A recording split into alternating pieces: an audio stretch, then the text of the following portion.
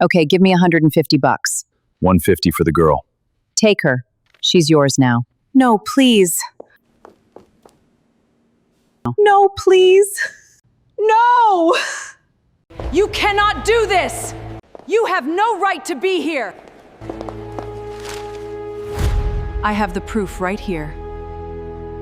You can put a price on a person, write it on a napkin, fold it, hand it over with the change from your wallet. But here is the truth they never tell you about selling someone. The receipt doesn't prove what they're worth. It proves what you are. The grand lobby of DeLuca Global was a cathedral of modern power, a soaring cavern of black marble, brushed steel, and cascading crystal that caught the city lights like captured stars. Tonight, it was filled with 200 of the city's elite. Politicians, magnates, and socialites drifted over the polished floors, their laughter polite and hollow, their champagne glasses catching the amber glow of the chandeliers. A string quartet played softly in the corner, a delicate counterpoint to the low hum of immense wealth. On the raised dais at the center of the room stood Rosalia Marchetti. She was a vision that silenced the room, a beautiful, plus-size Italian-American woman of 24, standing at 5'3", but projecting the presence of a queen. Her fair, white, glowing, clean, attractive skin caught the light, radiating a warmth that the cold marble room desperately lacked. Her full, round face was framed by thick, dark, wavy hair that flowed freely over her broad shoulders, a dark waterfall that defied the tight, severe ponytails she had worn for years. The beauty mark above her upper lip on the right side punctuated a smile that was calm, knowing, and entirely serene. She wore a crimson-red gown that hugged her soft waist and wide hips, draping elegantly over her strong legs. In her ears, small gold stud earrings, a gift from a ghost, shone with quiet defiance. Beside her stood Don Luca DeLuca. At 38, he was a man who commanded the air in the room simply by breathing it. Devastatingly handsome, standing 6'2" with a bodybuilder's physique, honed by violence and discipline, he was wrapped in a perfect charcoal three-piece suit. A crisp white shirt, no tie, silver cufflinks flashing at his wrists. A vintage Patek Philippe rested against his pulse. His dark brown hair, swept back and threaded with silver at the temples, framed a strong jaw shadowed by dark stubble. His deep, green-gray eyes scanned the room, missing nothing. A thin, pale scar ran along the right side of his neck, a brutal reminder of a garrote attempt he had survived, a testament to the fact that you could not kill the devil if he wasn't ready to die. They were the most powerful couple in the room. They were the king and his crimson queen. And then, the heavy glass doors of the lobby burst open with a sound like a gunshot. The string quartet stumbled to a halt. The polite murmurs died in the throats of the elite. Helena Marchetti stormed into the room. She was 48, tall, thin and brittle. Her platinum blonde bob cut so sharply it looked like it could draw blood. Her cold blue eyes darted wildly behind designer glasses, her manicured nails curling into claws at her sides. She wore a pristine white Chanel suit, dripping in gold jewelry, looking every inch the grieving, wealthy widow she pretended to be. She pointed a shaking, manicured finger directly at Luca DeLuca. "That man!" Helena screamed, her voice shattering the curated elegance of the evening. "That man bought my stepdaughter. He paid for her like cattle. Someone call the police. He is a monster, a trafficker. He bought her." Every camera flashed, every face turned. The silence in the room became absolute, a physical weight pressing down on the crowd. Luca did not move. He did not blink. His jaw tightened, the muscles ticking beneath his skin. Rosalia didn't flinch. She didn't cower. She didn't reach for the gold stud earrings to comfort herself. Instead, she looked down at the woman who had stolen her life, her father, and her name. Slowly, deliberately, Rosalia reached into the concealed pocket of her crimson gown. Her fingers brushed against a piece of paper. It wasn't crisp. It wasn't clean. It was a folded, worn, creased paper napkin. She pulled it out, the cheap white paper stark against the luxurious red silk of her dress. 9 months earlier, the alarm clock did not ring. It vibrated, a harsh, buzzing spasm against the raw wooden floorboards at 5:40 a.m. Rosalia's hand shot out from beneath the thin, scratchy blanket, slamming the snooze button before the sound could echo down the hall. She lay in the dark for 3 seconds, letting the freezing winter air of the unheated attic room bite at her lungs. She rolled out of the narrow cot. Her bare feet hit the icy floor. It wasn't a bedroom. It was a storage closet, like a forgotten tomb where discarded things were sent to gather dust. The walls were bare. There were no photographs. There were no mirrors. There was only a single, exposed bulb hanging from the ceiling, casting harsh, unforgiving shadows.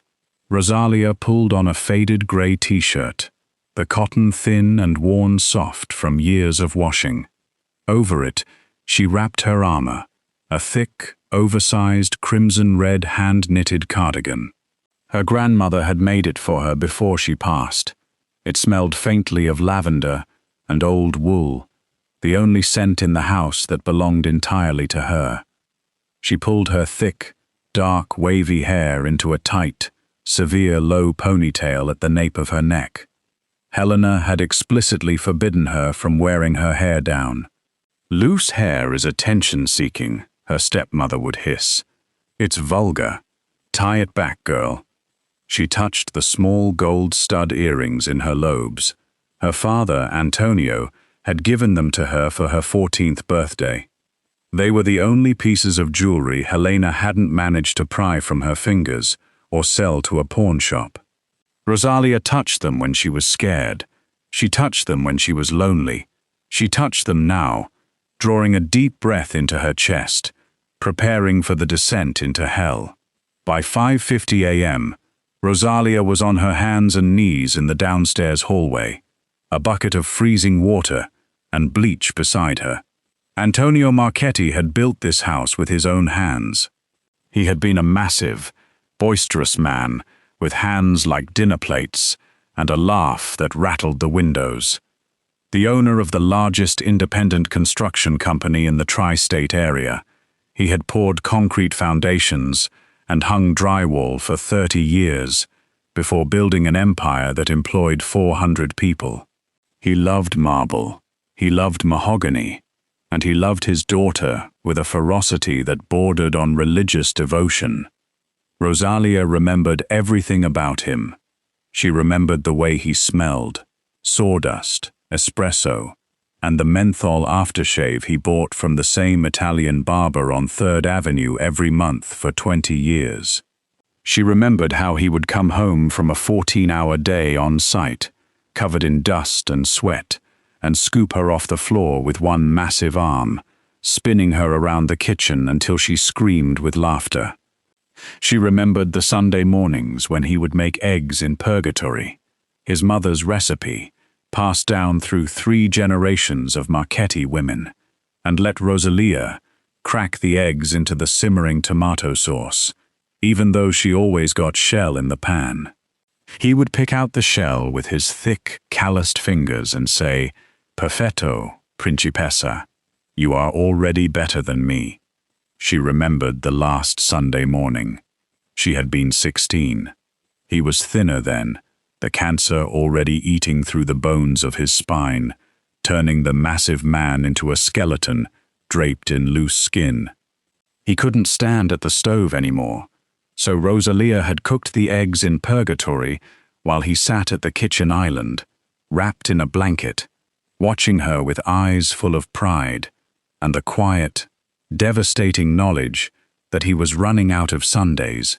"You will always be taken care of, Rosie," he had whispered, using the nickname only he was allowed to use. "I made sure of it. The will is clear. This house, the company, the accounts, everything goes to you." He had died 3 days later, in the master bedroom upstairs, clutching Rosalia's hand. His last words were her name. He had been wrong about the will, or rather, the will he signed had been replaced. Within 2 years of his death, Helena had stripped away everything. She had married Antonio for his money, playing the doting, elegant wife, until the dirt settled on his coffin. Then, the masks came off. The life insurance, $1.2 million, vanished into offshore accounts. The construction company was liquidated and restructured under Helena's sole control through a series of shell companies, and Rosalia's status as a daughter was erased with surgical precision. It wasn't a sudden demotion. It was a slow, methodical campaign of psychological annihilation. First, Helena stopped setting a place for Rosalia at the dining table. After enough months, the absence became a rule that no one needed to write down. Then Helena removed Rosalia's photographs from the family portraits on the mantel, replacing them with pictures of only Helena and Valentina. Then the bedroom. Rosalia was moved from her spacious second-floor room to the attic storage closet, temporarily, while we renovate. The renovation never happened. The closet became permanent. By the end of the 2nd year, Rosalia had no phone, no bank account, no access to the family car, no contact with friends, and no place at the table in the house her father had built with his own hands. Helena never called her by her name, not once in 8 years. To Helena, she was the girl. Tell the girl to bring the tea. Make sure the girl scrubs the baseboards. The girl is becoming fat. Restrict her portions. Rosalia scrubbed the marble floor, the harsh chemicals burning the skin of her knuckles. Her full, round face was tight with concentration, her broad shoulders working rhythmically. She possessed a strong, soft, deeply feminine body, a size 18, with a soft waist, wide hips, and strong legs. Helena despised her body. Helena worshipped thinness, angles, and starvation. At 7 a.m., Rosalia moved to the kitchen to begin breakfast. Scones, poached eggs, fresh pressed orange juice. At 8:30 a.m., Valentina woke up. Valentina was 26, 2 years older than Rosalia, and the biological daughter of Helena from a previous marriage. She was a carbon copy of her mother, thin, sharp, platinum blonde, and deeply, casually cruel. She lived an Instagram-perfect life, funded by Antonio Marchetti's stolen fortune. Rosalia walked into Valentina's ensuite bathroom to collect the laundry. The floor was littered with damp towels and discarded designer clothes, silk blouses, cashmere sweaters, Prada skirts, left exactly where Valentina had stepped out of them. Valentina didn't even look up from her phone as Rosalia gathered the garments into a woven basket. Valentina didn't see Rosalia as a person. She saw her as furniture, a useful appliance that occasionally breathed. "Make sure you use the delicate cycle on the silk, girl," Valentina droned, snapping a selfie in the mirror, entirely ignoring the beautiful woman kneeling on the floor beside her. Rosalia didn't speak. Silence was her shield. She picked up the basket, her bare feet silent on the plush carpet, and carried the weight of her stolen life back down the stairs. It was a Tuesday evening in November. The wind outside was howling, stripping the last dead leaves from the oak trees and throwing them against the windows of the Marchetti house. Rosalia was in the kitchen, standing at the massive granite island, furiously scrubbing a cast-iron skillet. Her crimson cardigan was pulled tight around her body. At 7:14 p.m., there was a heavy, rhythmic knock at the heavy oak front door. Helena, annoyed at the interruption during her evening glass of Chardonnay, marched into the foyer. Rosalia paused her scrubbing, the suds freezing on her hands, and stepped quietly into the hallway to listen. Helena pulled the door open. A man stood on the porch. He was massive, broad-shouldered, towering at 6'2", his body blocking out the harsh glow of the street lamp behind him. He was dressed like a day laborer who had fallen on hard times, a worn, heavy brown wool coat, frayed at the cuffs, faded, grease-stained jeans, scuffed, heavy steel-toed work boots. His dark hair was wind-blown, and rough dark stubble covered his strong jaw.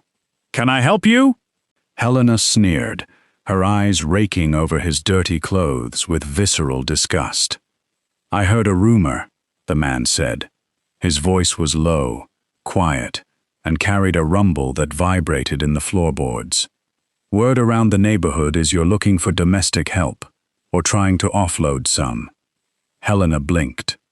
Her cold blue eyes narrowed. She looked at the man. She looked back into the house, her gaze catching on Rosalia, who stood frozen in the kitchen doorway. Helena didn't see a laborer looking for a job. She saw an opportunity not to hire Rosalia out for a wage, but to get rid of her. Permanently. Valentina was moving to Paris in the spring. Helena wanted to sell this house and move to Monaco. The only thing tying her to this miserable city, the only loose end that could ever contest the forged will or the missing millions, was the girl. If she just vanished with a drifter, who would care? Who would look for her? "I don't need help," Helena said, her voice dropping to a conspiratorial, venomous whisper. "But I have a girl. She cooks. She cleans. She doesn't speak unless spoken to. She's a burden to me. Take her off my hands." The man in the worn coat tilted his head. His deep green-gray eyes shifted, locking onto Rosalia in the hallway. Even from 20 feet away, the intensity of his stare felt like a physical impact against Rosalia's chest. "Take her?" the man asked, his voice deadly quiet. "Yes," Helena snapped. She walked over to the entryway console table. She grabbed a white paper cocktail napkin and a gold Mont Blanc pen. "I'll make it official. You want her? Give me whatever is in your wallet." The man reached into the pocket of his worn coat. He pulled out a battered leather wallet. He extracted 3 crisp $50 bills. Helena snatched the money. She scribbled violently on the napkin. She shoved the napkin into the man's massive hand. 150 times. "For the girl," Helena read aloud, her voice dripping with cruel satisfaction. She turned to Rosalia. "Get your coat, girl. You belong to him now. If you ever come back to this house, I'll have you arrested for trespassing." Rosalia stood perfectly still. The kitchen light caught the gold stud earrings in her ears. She looked at Helena. She looked at the giant of a man in the doorway. She didn't cry. She didn't scream. She didn't fight. 8 years of psychological conditioning had taught her that fighting only made the darkness worse. She walked to the hall closet. She didn't have a coat. She only had her grandmother's crimson cardigan. She pulled it tighter around her soft waist, slipped her bare feet into a pair of worn canvas sneakers, and walked out the front door. As she passed Helena, she didn't look at her. She walked out into the freezing November night, the wind instantly biting through her thin clothes. Luca de Luca stood on the porch. He looked down at the napkin in his hand. The blue ink read, $150 for the girl. It wasn't a joke. It was a receipt, like a bill of sale for a piece of unwanted livestock. Luca folded the napkin slowly. He folded it carefully, lining up the edges with terrifying precision. He slipped it into the inner pocket of his coat, right next to his shoulder holster. His jaw was tight. His green-gray eyes were arctic. He didn't say a word to Helena. He turned and walked down the driveway toward a black, idling SUV parked at the curb. As they drove away from the Marchetti house, the silence inside the armored SUV was absolute. Marco, a lean, silver-haired man of 45, wearing wire-rimmed glasses, sat in the driver's seat. He glanced in the rearview mirror, his eyes wide with shock, before looking at his boss in the passenger seat. Luca de Luca, the most feared and powerful mafia boss on the eastern seaboard, sat in the front, peeling off the worn brown wool coat. Beneath it, his charcoal suit jacket was pristine. He tossed the dirty coat into the footwell. Luca adjusted his cuffs. He looked up into the rearview mirror. Rosalia sat in the back seat. She was clutching her crimson cardigan, pulling it over her chest like a shield. She was shivering, though the heat in the car was on full blast. She hadn't said a single word. She hadn't asked where they were going. She hadn't asked if he was going to kill her. Luca watched her. He saw the way she touched the small gold stud earrings. He saw the dark, wavy hair framing her full, beautiful face. He saw the delicate beauty mark above her lip. He saw a woman who had just been sold for the price of a cheap dinner, yet sat with a quiet, devastating dignity that made his chest ache. He had gone to that house undercover. His intelligence network had informed him that Helena Marchetti was holding documents, ledgers, forged contracts that tied her late husband's construction firm to massive embezzlement from De Luca Global's legitimate fronts. Luca had gone as a laborer to case the house, to find the weak points, to prepare for a raid. He came for paperwork. He left with a woman. "Where are we going, boss?" Marco asked quietly, keeping his eyes on the road. "The penthouse," Luca replied, his voice a low, vibrating hum. They drove into the heart of the city, pulling into the subterranean garage of a gleaming glass skyscraper. Luca opened the door for Rosalia. She flinched when he reached out, expecting a blow. Luca froze. His hand hovered in the air. He slowly pulled it back, rationing his movements, making himself small. "I won't hurt you," he said, his voice softer than Marco had ever heard it. "Come." The penthouse was a palace in the sky. Floor-to-ceiling windows overlooked the glittering grid of the city. The floors were black marble, the furniture modern, masculine, and impossibly expensive. Rosalia stood in the center of the massive living room, her worn sneakers stark against the white Persian rug.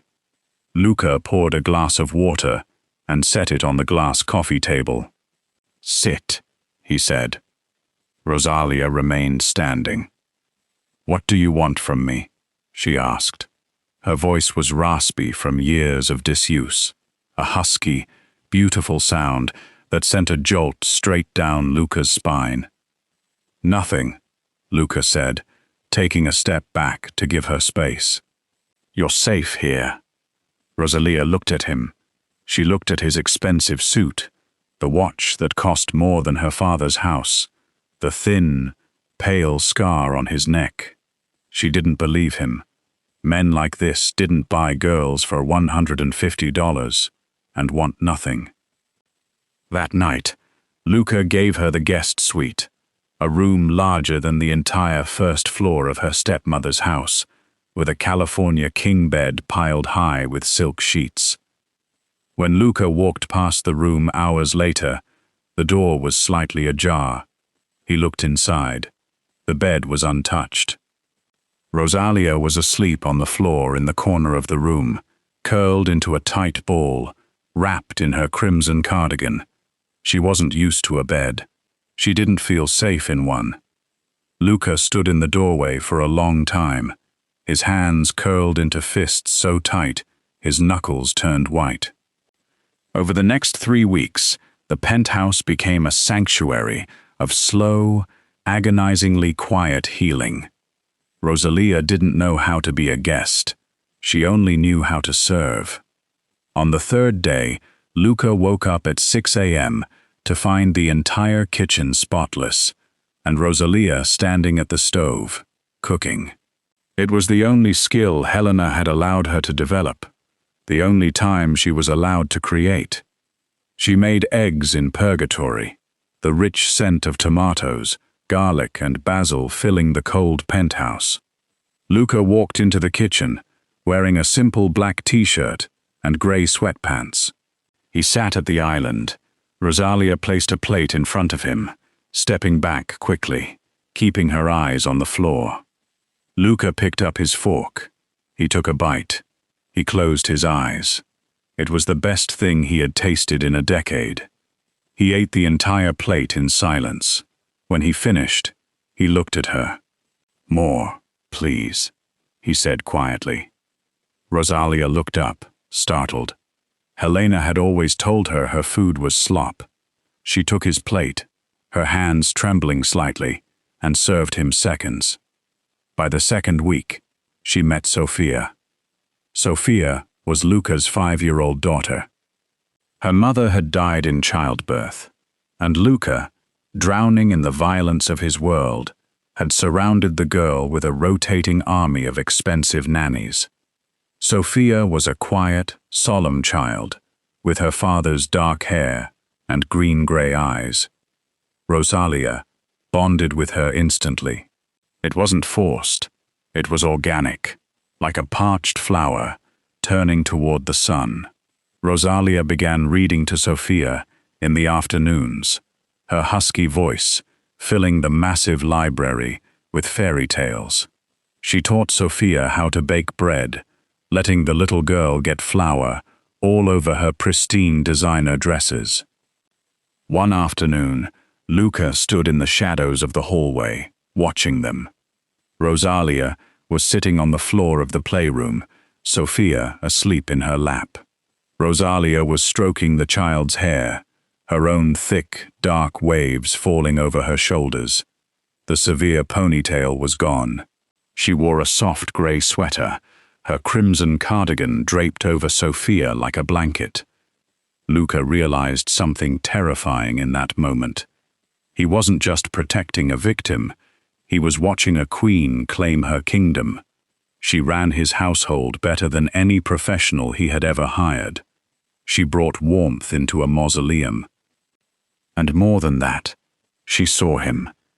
She saw past the charcoal suits and the silver cufflinks and the fleet of armored vehicles. She saw past the scar on his neck and the bruised knuckles and the late-night phone calls that made his jaw clench and his green-gray eyes go cold as jade. She saw the man who had carried Sophia around the penthouse for 3 hours when the little girl had an ear infection because he didn't trust anyone else to hold her. She saw the man who left a glass of warm milk and a plate of biscotti outside Rosalia's door every night for the first 2 weeks, even though she never asked for them. She saw the man who had watched her sleep on the floor and had not picked her up and moved her to the bed, because he understood that trust cannot be forced, only earned. When Luca came home late, his knuckles bruised, his eyes dark with the heavy toll of his empire, Rosalia didn't shrink away. She didn't ask questions. She simply heated up a plate of food, poured him a glass of scotch, and sat at the opposite end of the kitchen island in companionable silence. She let the quiet do the work. She let him eat. She let him breathe. One night, 3 weeks in, Luca set down his fork and looked at her across the kitchen island. The city lights twinkled behind him. Sophia was asleep upstairs. "Nobody has ever just sat with me," he said, his rough voice barely above a whisper. "Everyone wants something. Everyone is performing. You just sit. Rosalia looked at him, her amber eyes soft. I spent 8 years being invisible, she said quietly. I know what it feels like to be in a room full of people and be completely alone. I'm not going to do that to someone else. Luca stared at her. His massive chest rose and fell with a single, heavy breath. He didn't say thank you. He didn't need to. He simply nodded, picked up his fork, and kept eating. But his eyes, those deep, shifting green-gray eyes, were softer than Marco had ever seen them. By the end of the 2nd month, Luca finally told her the truth about who he was and why he had been at her house. They were sitting in his massive mahogany study. The city lights twinkled in the window behind him. Your father's company, Luca explained, his voice low, handled municipal contracts for my organization, legitimate construction. But when Antonio died, the numbers stopped making sense. Money was bleeding out. We audited the accounts. Helena embezzled $2.3 million over 6 years, hiding it behind shell companies and a forged will that cut you entirely out of your inheritance. Rosalia sat perfectly still, her hands resting on the soft denim of her jeans. Her dark brown eyes were wide. A forged will? Yes, Luca said. But I need proof. I need the original documents. I need to know where she hid them. Rosalia closed her eyes. Her brilliant mind, suppressed for 8 years by trauma and chores and the relentless, suffocating weight of Helena's psychological warfare, began to process the memories she had buried. They came back in fragments, sharp-edged, precise, devastating. The study, Rosalia whispered. my father's old study. Helena keeps it locked. She has the only key. I'm allowed in once a month to dust, and only when she's watching. But I remember things. Amber thing. She opened her eyes, looking directly at Luca. The amber warmth in her gaze had hardened into something fierce, something Helena had never seen, because Helena had never bothered to look. 2 years ago, no, 2.5, I was carrying laundry past the study. The door was half open. Valentina was inside. She had her phone out. She was photographing pages from a ledger, one of the thick, leather-bound books my father used to keep his accounts in. She didn't even try to hide it. When she saw me in the hallway, she didn't stop. She just turned the next page and kept going. She wasn't scared of being caught, because I was nobody. I was furniture. Furniture doesn't report things. Luca's jaw tightened, a muscle ticking beneath his stubble. What kind of ledger? Green leather, gold spine. My father kept 3 of them in the bottom drawer of his mahogany desk. 1 for the company accounts, 1 for the municipal contracts, the city work, the bridges, the roads, and 1, Rosalia paused, her voice dropping, 1 that he kept locked in a separate drawer. He called it the family book. I never saw inside it. But after he died, Helena moved all 3 into a hidden safe behind a false panel in the study wall. I know, because I heard the carpenter install it. Helena told him it was for jewelry, but I heard the weight of what he was putting in there. Books are heavy. Jewelry is not. Marco, who had been listening from the doorway with his wire-rimmed glasses pushed up onto his forehead, let out a low whistle. She remembers the carpenter. I remember everything, Rosalia said quietly. I had nothing else to do for 8 years except clean and remember. Luca leaned forward, his massive forearms resting on the table, his green-gray eyes locked onto hers with an intensity that made the air between them feel electrified. And the will. Rosalia's hands clenched in her lap. I saw it once. Helena spread it across the desk the week after the funeral. She showed me my father's signature at the bottom. She said he had changed the will 6 months before he died, removed my name, left everything to her. But Luca, Rosalia leaned forward, her voice steady, her eyes burning. My father had a heavy hand. He pressed so hard when he wrote that he broke the fibers of the paper. You could feel his signature on the back of the page, like Braille. The signature on that will sat flat. It didn't press through. It didn't feel like him. It was traced, guided. Someone held the pen and moved it, but they didn't press, because they didn't know that Antonio Marchetti signed his name the way he laid concrete, with his whole body. The silence in the study was absolute. Luca stared at her. Marco stared at her. The city lights twinkled indifferently behind the glass. "You've been building this case in your head for 8 years," Luca said, his voice barely above a whisper, thick with awe. "I had nowhere else to put it," Rosalia replied. Over the next few weeks, they worked together. Late nights at the kitchen island, poring over financial records Luca's hackers had obtained, matching them against Rosalia's perfect, crystalline memory of the house's filing system.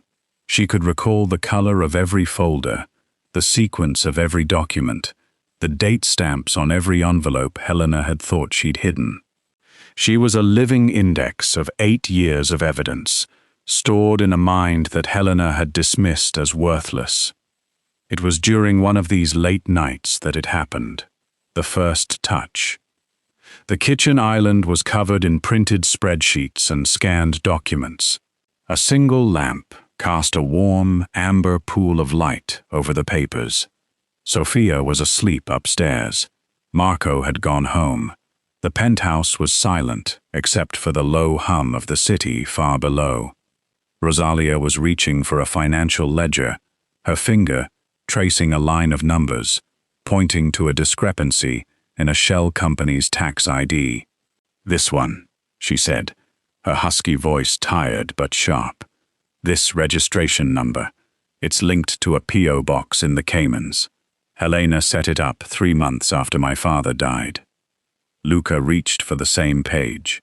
His large, scarred hand covered hers. It wasn't a brush. It was a solid, undeniable contact of skin against skin. The heat of his palm sank into the back of her hand. Electricity shot up Rosalia's arm, stealing the breath from her lungs. Luca froze. His eyes snapped up to hers. He immediately began to pull his hand away, his jaw clenching, respecting her boundaries, terrified of breaking the fragile trust they had built. But Rosalia didn't pull away. She turned her hand over, her palm pressing against his, her soft, warm fingers curled around his calloused, scarred thumb. Luca stopped breathing. He looked into her amber, warm eyes. The air in the penthouse felt suddenly thin, heavy with the weight of thousands of unspoken words. He didn't push. He didn't pull.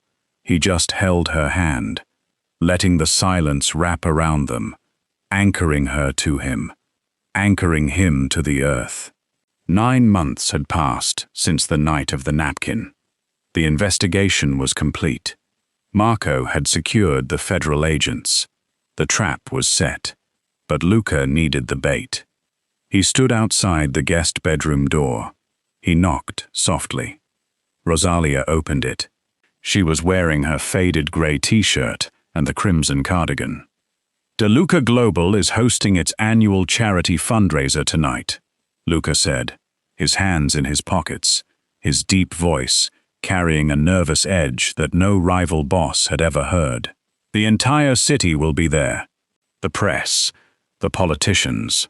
He paused. "I want you to come with me." Rosalia swallowed hard. As what? Luca stepped closer, bridging the distance between them. He looked down at her, his green-gray eyes burning with a fierce, possessive devotion. "As my partner, as my equal, as Rosalia." He gestured down the hall. A team of stylists was waiting in the living room, surrounded by garment bags and makeup kits. I bought you a dress, Luca whispered. if you want to wear it. 3 hours later, Luca was waiting at the bottom of the grand glass staircase in the penthouse. He was wearing his charcoal three-piece suit, checking his vintage Patek Philippe. He heard the soft rustle of silk. He looked up. Luca de Luca stopped breathing. It wasn't a transformation. It was a revelation, like a masterpiece finally uncovered from beneath a canvas tarp. Rosalia descended the stairs. She wore a custom crimson-red silk gown that mirrored the exact shade of her grandmother's cardigan.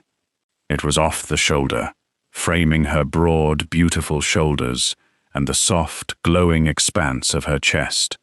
The silk hugged her full bust, cinched perfectly at her soft waist, and flowed elegantly over her wide hips. Her thick, dark, wavy hair was completely loose, a glorious mane cascading down her back. She wore no heavy makeup, only a touch of red lipstick that highlighted the beauty mark above her lip. And in her ears, shining brighter than any diamonds Luca could have bought her, were the small gold stud earrings her father had given her. She reached the bottom of the stairs. She looked up at him, her amber eyes shining with a mixture of fear and breathtaking confidence. For 8 years, Helena had told her she was fat, worthless, invisible. For 8 years, she had hidden her body in oversized cardigans and shapeless t-shirts, covering herself like something shameful. She had believed it. She had internalized every sneer, every restricted portion, every time Helena had pinched the soft flesh of her waist and said, "No man will ever want this." But standing at the bottom of these stairs, in this crimson gown that embraced every curve of her body instead of hiding them, with a man looking up at her like she had personally rearranged the constellations, Rosalia felt something she hadn't felt since her father was alive. She felt seen, not inspected, not measured, not found wanting, seen, the way her father had seen her, as someone whole, someone worthy, someone who didn't need to shrink to deserve love. It wasn't the dress.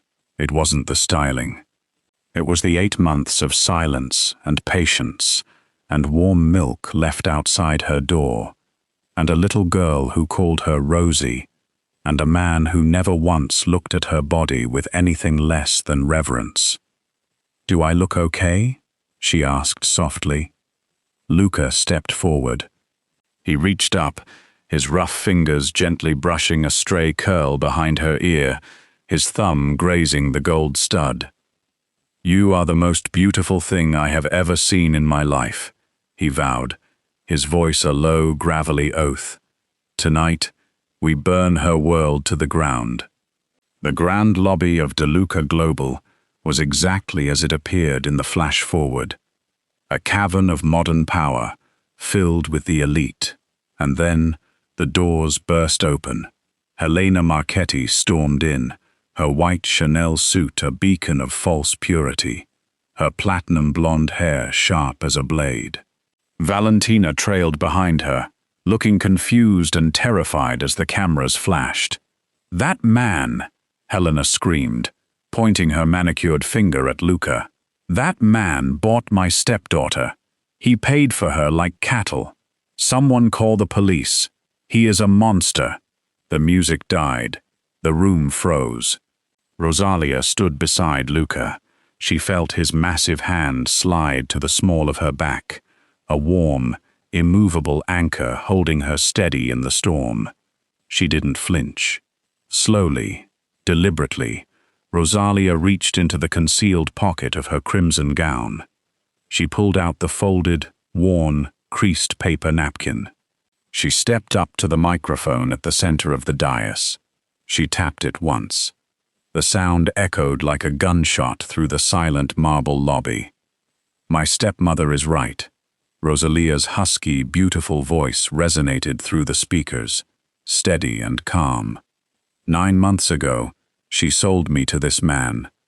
Murmurs of shock rippled through the crowd. Helena smiled, a vicious, triumphant smirk spreading across her thin lips. Rosalia unfolded the napkin. She held it up to the cameras. The receipt reads, Eyes 150, for the girl. Signed, Helena Marchetti. Rosalia lowered the napkin. Her dark brown eyes locked onto Helena, pinning the older woman to the floor with the weight of 8 years of stolen dignity. My stepmother didn't sell me to a stranger, Rosalia continued, her voice rising in power, commanding the room.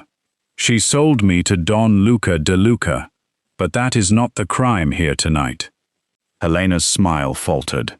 Her blue eyes darted to Luca, recognizing the name, realizing for the first time exactly who the laborer in the brown coat had been. The crime, Rosalia said, her voice ringing like a bell of doom, is that Helena Marchetti stole my father's construction company. The crime is that she forged his dying will to disinherit his only daughter. The crime is that she embezzled $2.3 million from municipal contracts. And the crime is that she treated me as an unpaid, nameless servant for 8 years to hide her theft. Lies! Helena shrieked, her voice cracking, her pristine image shattering in front of the city's elite. She's a liar! She's crazy! Rosalia didn't blink. She gestured gracefully to her right. Marco stepped out from the shadows of the dais. He held a massive, thick leather folder. He walked down the steps and handed it directly to a man in a sharp black suit, standing near the front of the crowd, the special agent in charge of the local FBI field office. Those are the ledgers, Rosalia said calmly. The offshore account numbers, the original forged will, recovered from a hidden safe in the Marchetti study, the handwriting analysis, and the confession of the notary public who Helena bribed.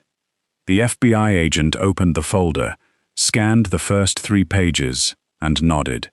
He signaled to the doors. 4 armed federal agents moved silently through the crowd, surrounding Helena and Valentina. Helena Marchetti, the lead agent said, pulling a pair of steel handcuffs from his belt. You are under arrest for fraud, grand larceny, embezzlement, and forgery. Turn around and place your hands behind your back. No! Helena screamed, fighting as the agents grabbed her arms. No! You can't do this! I am Helena Marchetti. You ungrateful little bitch. I gave you a roof. I fed you. You sold me for $150, Rosalia replied, her voice dead flat. Valentina burst into tears, sinking to the marble floor in her designer dress, weeping as the agents read her rights as a co-conspirator.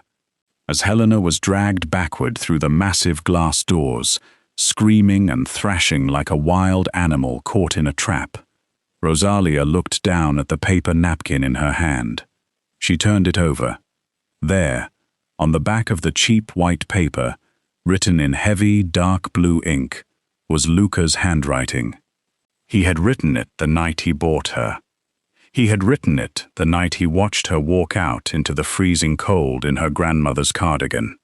It read, "She was never yours to sell."